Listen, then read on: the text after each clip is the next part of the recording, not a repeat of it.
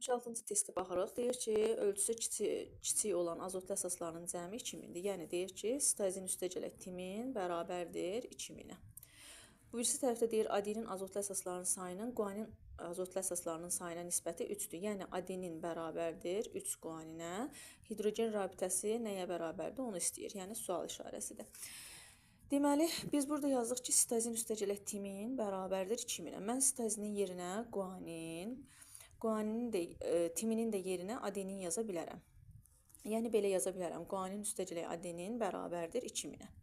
Guanini yerində saxlayım. Adenin nəyə bərabəridir? Bax, buradan əvvəlki hissədə yazmışıq ki, adenin bərabəridir 3 guaninə. Yazıram 3 guanin, bu bərabər oldu 2000-ə. 4 guanin bərabərdir 2000-ə.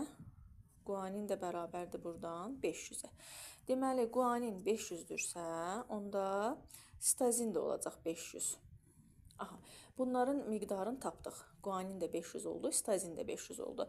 Demək, adenin bərabəridir nəyə? Adenin bərabəridir, bayaq dedik ki, buradan 3 guaninə. Guanini tapmışam, elə deyil. Guaninimin miqdarını tapdım ki, 500. Ona görə 3 vuraq 500 bərabər oldu 1500-ə. Deməli, adenini də tapdım. Tapdım ki, adeninin də miqdarı deməli 1500-ümüş. İndi hidrogen rabitəsini istəyir bizdən. Düsturda yerinə qoyaq. 2 vur adenin üstəgələk 3 vur guanin.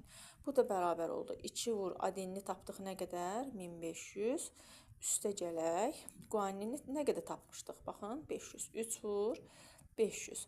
Buradan da tapıram ki, 2-ni 1500-ə vuranda eləyir 3000. 3000-in də üstünə 1500-ü gələndə, yəni 3-də 500-ə vuranda eləyirdi 1500. Bunları da toplayanda bir yerdə eləyir cavab 4500. Deməli, 4500 hidrogen rabitəsi var imiş.